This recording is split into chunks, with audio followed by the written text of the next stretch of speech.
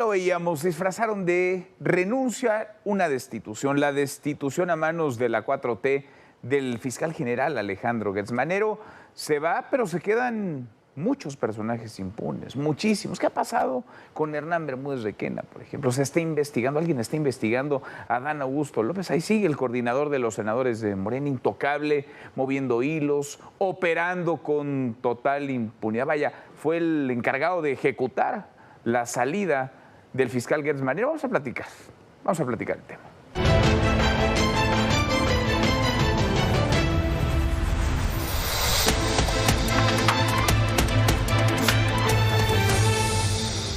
Al viejo estilo priista, el gobierno federal ha decidido enviar a uno de sus miembros incómodos como embajador.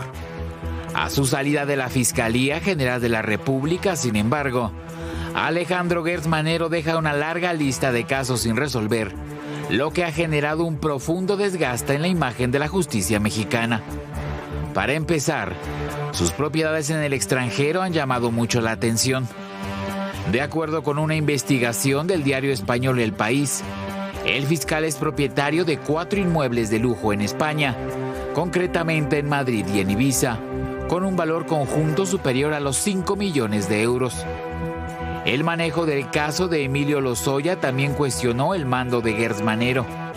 El exdirector de Pemex se enfrenta a acusaciones por sobornos millonarios, pero a pesar de estar sujeto a proceso, fue captado cenando tranquilamente en un lujoso restaurante capitalino sin que la fiscalía haya dado explicaciones.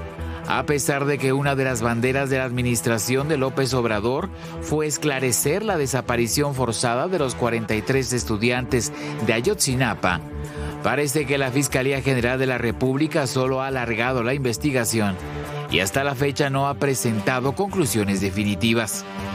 El caso Segalmex, una extensa red de corrupción, entrega de contratos a empresas fachada y el desvío de unos 15,000 millones de pesos, también continúa sin resolverse.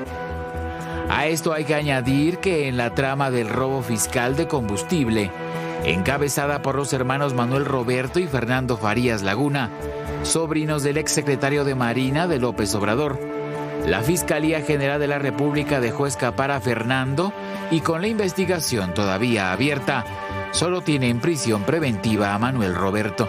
En cuanto al horror del rancho Izaguirre que le dio la vuelta al mundo, Gertz Manero dijo que no había una sola prueba de que fuera un sitio de cremación, que ahí no se encontraron osamentas y que solo se trataba de un centro de reclutamiento del cártel Jalisco Nueva Generación. Aunque el caso ya cuenta con varios detenidos y procesados, sigue abierto para desesperación de las madres buscadoras y la indignación social a nivel internacional. Y luego está la barredora. Tras confirmar que Hernán Bermúdez Requena mantiene vínculos muy claros con la delincuencia organizada, Gertz Manero lo extraditó desde Paraguay en un viaje que duró mucho más de lo normal, con escalas en Bogotá y en Chiapas, sin haber aclarado el porqué. Extrañamente, Bermúdez sigue sin declarar y, al igual que todo el gobierno federal, Alejandro Gertz Manero ya no tocó el tema. Para ADN Noticias, Víctor Núñez, Fuerza Informativa Azteca. Lo disfrazan de renuncia, pero en realidad destituyeron hoy al fiscal general de la República, Alejandro Gertz Manero, después de rumores, de trascendidos. Hoy se consolida y ya hay además una encargada muy cercana a la presidenta, viene a ser su consejera jurídica. La encargada de la Fiscalía General de la República es Ernestina Godoy. Sergio Sarmiento, Sergio, qué gusto. Bueno, siempre es un gusto estar contigo, Manuel, aunque sea en miércoles. En miércoles, jueves. Hoy es jueves, ya ves, no sé ni en qué día estoy viviendo, bueno, fue un día muy largo. El fin de semana, Esra Chabot, ¿cómo estás? Qué gusto. Buenas noches. Muy buenas noches, gracias. Es jueves, ¿eh? Es jueves, no, ya tomé nota. Natalia Torres, qué gusto, estás, Natalia, Manuel? ¿cómo estás? Muy buenas noches. ¿Cómo estás viendo las cosas, Sergio? Porque había, la noche de ayer se empezó a mover esta información, se confirma, Adiós, Alejandro Gertz Manero, muy poderoso fiscal, cambia la fiscalía por una embajada, quién sabe dónde. No, bueno, a ver, primero es una renuncia forzada, claramente es una destitución, solo que la destitución es abiertamente ilegal. El artículo 102 de la Constitución establece que el fiscal no puede ser removido de su cargo por el Ejecutivo más que por razones graves, por una causa grave. Curiosamente, la Constitución no dice nada de la renuncia.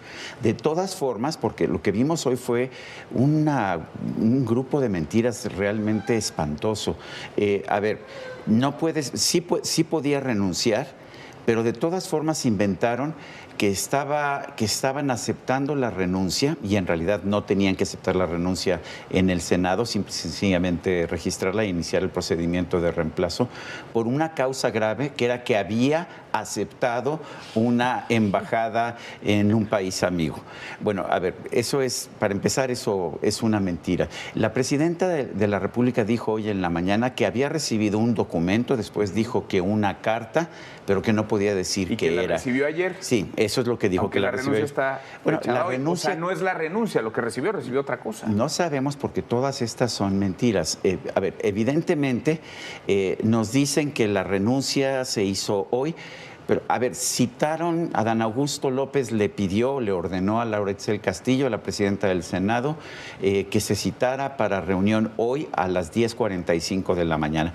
Y tuvieron a los senadores haciéndose tontos hasta las 5 de la tarde, porque no había nada. Estaban esperando una carta de renuncia que debe haber sido muy complicada de redactar, porque eran 3 párrafos.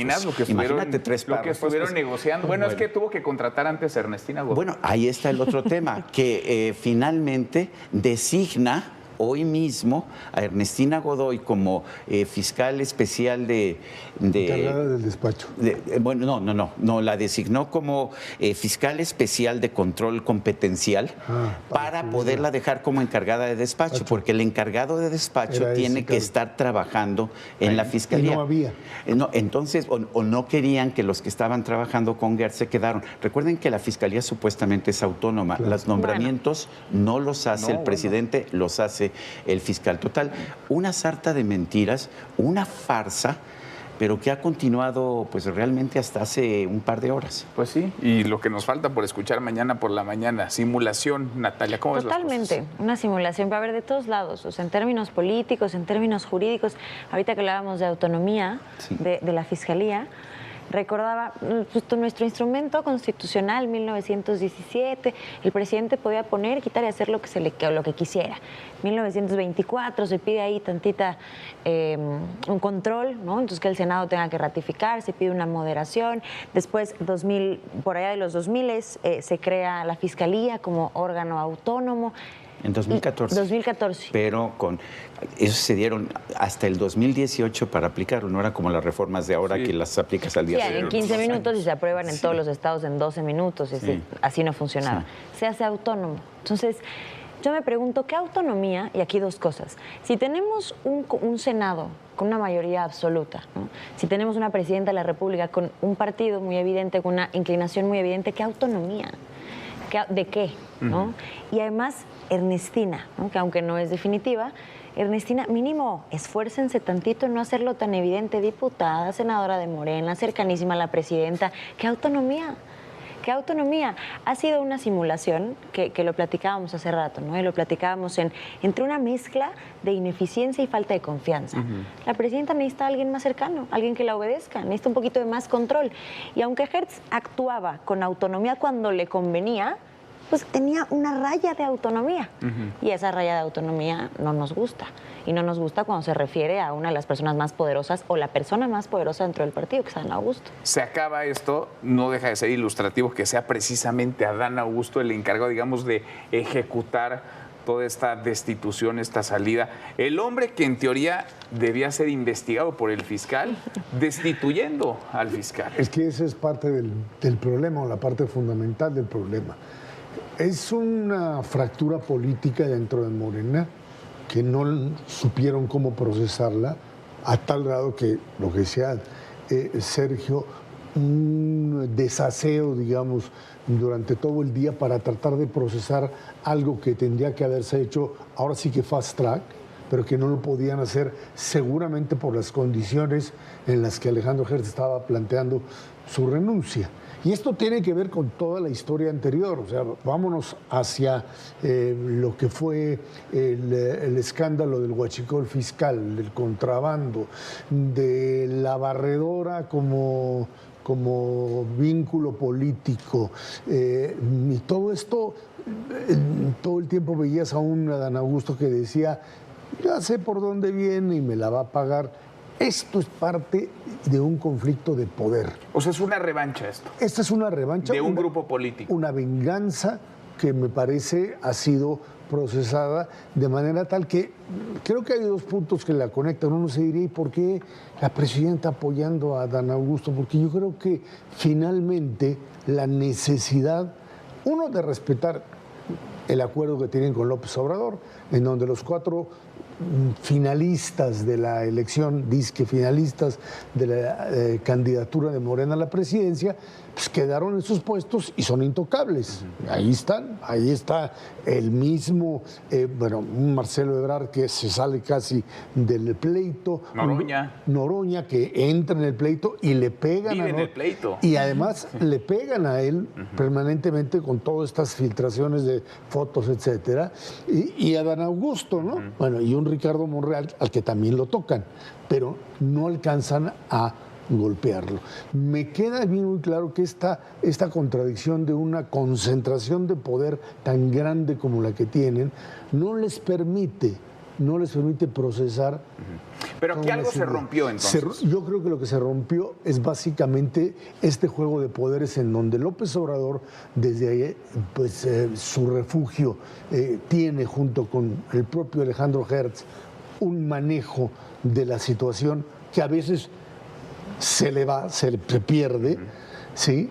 Y que finalmente deriva en esto, en una respuesta por parte del mismo Adán Augusto, diciendo aquí el acuerdo de impunidad, diría, no se puede tocar y se tiene que garantizar. La presidenta, y ya no lo garantizaba. La presidenta se deshace nada más, ahora sí, de alguien incómodo como Alejandro Hertz, que jugaba para el otro lado. Yo tengo otro punto de vista completamente distinto. Yo creo que Adán Augusto no tenía la fuerza para tumbar al fiscal Alejandro Gertz Manero. La única persona que tiene la fuerza para tumbar a alguien de ese calibre es la presidenta de la República.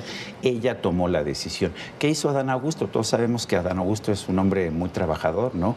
Notario, senador, secretario de Gobernación, todo al mismo tiempo. Candidato, consultor, además ganadero, etcétera, pero también es plomero. Él se dedica a hacer los trabajos sucios de la Cuarta Transformación. En la reforma judicial, ¿quién nos dijo que en el Senado ya había los votos para hacer la reforma judicial? Bueno, Adán Augusto. Fue Adán Augusto el que lo dijo originalmente. A ver, ¿qué hizo Adán Augusto López Hernández el día de hoy? El trabajo sucio. Claramente fue él el que le ordenó a Lauricel Castillo que convocara la reunión porque ya estaban quitando en realidad a Alejandro Gertz Manero. ¿Pero tú dices a petición de la presidenta? Yo creo que la presidenta de la República trabajó con Adán Augusto, eso está muy claro. Todo el trabajo sucio se hizo a través de Adán Augusto, pero aquí hay algo que yo sostengo. Esto no lo podía hacer Adán Augusto solo. Esto es una decisión. Yo no sé si la presidenta es muy fuerte o si la presidenta es muy débil y Adán Augusto aprovecha esa debilidad. Yo justo tengo una lectura distinta. Yo creo que la presidenta no tuvo participación suficiente. Yo creo que sí se manejó, no con Adán Augusto solo, pero no con la presidenta. A mí me parece que quien ejerció el poder sí creo que es Adán Augusto. La presidenta no ha tenido esta fortaleza de imponer sus decisiones en ningún lado, en ningún momento del partido. Entonces, ¿por qué Ernestina Godoy es la encargada de despacho? Porque yo creo que tenían que poner a un perfil que pudiera sí ceder en cierta obediencia, pero también para no tumbar las investigaciones de Adán Augusto. O sea, creo que sí tuvo que haber alguna conversación. O sea, aprovecha el vacío la presidenta, pero el golpe es de Adán para quitarse de encima estas investigaciones. Creo que hay una coincidencia de intereses entre la presidenta y Adán Augusto. Exacto. Y eso es lo que los lleva finalmente a decir, o sea, el pleito anterior y las filtraciones y la barredora y todo eso que decía, pues que conteste.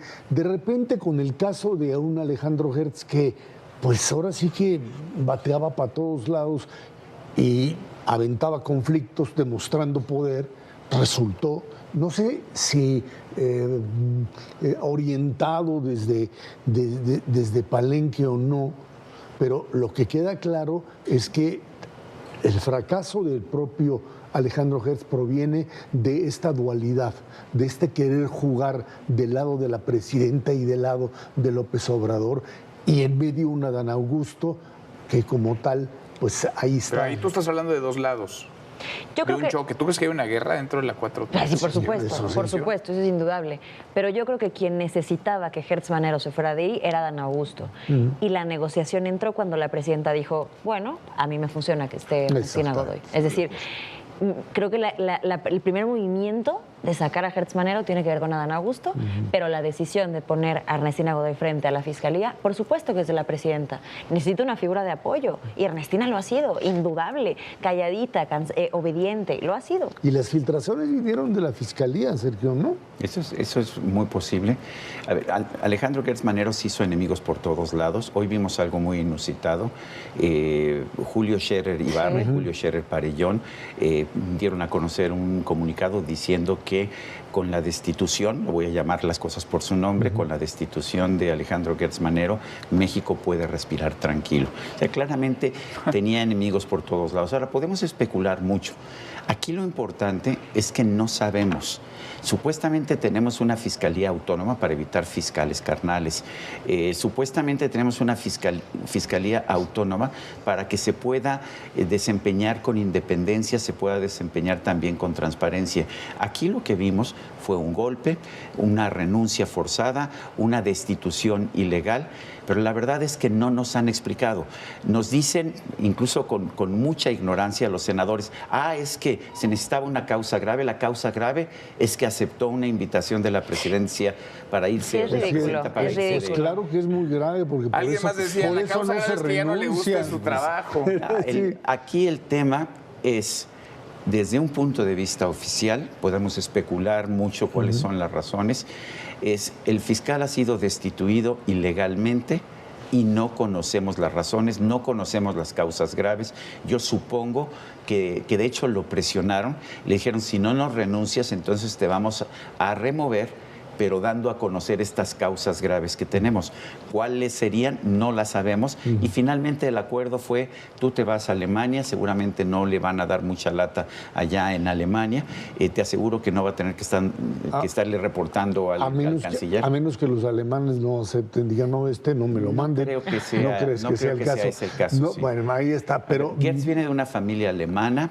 A ver, legalmente no debería tener doble nacionalidad, claro, pero yo no descartaría que la tuviera. Hay el precedente, ¿no?, de Luis Echeverría, cuando termina siendo pues, exiliado en las Islas Fiji, embajador plenipotenciario en las Islas Fiji, cuando López Portillo ve que, bueno, obviamente, pues el señor sigue operando.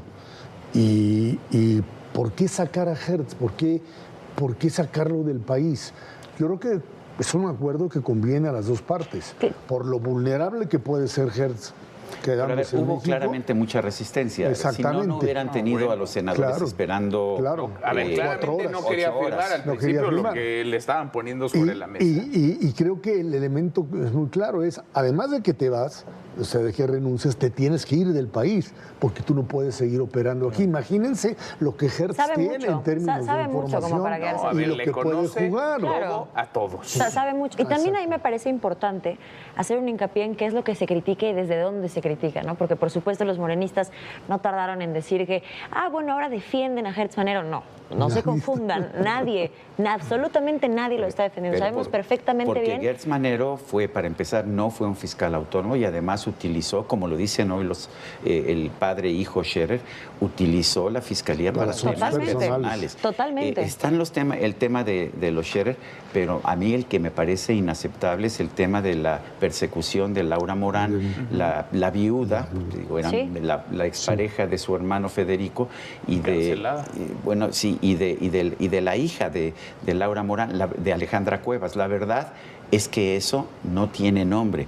Por supuesto. Él decía, es que ellos mataron a mi hermano. Bueno, pero pruebas no había. Pero digamos, la crítica no va hacia defensa de su posición y de su papel como fiscal. Eso es indiscutible, que ha sido terrible. Sí. Terrible y que le quedó muy grande al cargo. Creo que las formas en que se hacen, esta necesidad que tiene Morena de decir el poder lo tengo yo en el Poder Judicial, en el Legislativo, en el Ejecutivo, en las fiscalías y en donde sea que me lo pongan. Órganos autónomos, son míos, ¿cómo ven? Así funciona. Tan es así que cerraron el Senado y alegaron como se les ¿Tú crees que fue ilegal la destitución, la renuncia es ilegal? ¿No cumple con los parámetros legales? Completamente inconstitucional.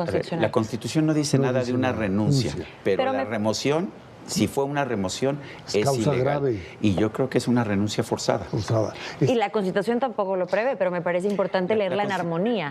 No dice causas graves, pero... la Constitución... No podemos sacarlo de la nada. La Constitución determina que la presidencia de la República, que ser ministro de la Suprema Corte, esos son cargos irrenunciables. No se lo explicaron a Arturo Saldívar cuando renunció, pero bueno. y se la aprobaron. Eso se la aprobaron. Otro ejemplo del poder soy yo. Sí, el poder lo tengo yo. Pero, es un solo artículo, el 102, hoy lo releí 2 veces para estar seguro, no menciona la renuncia.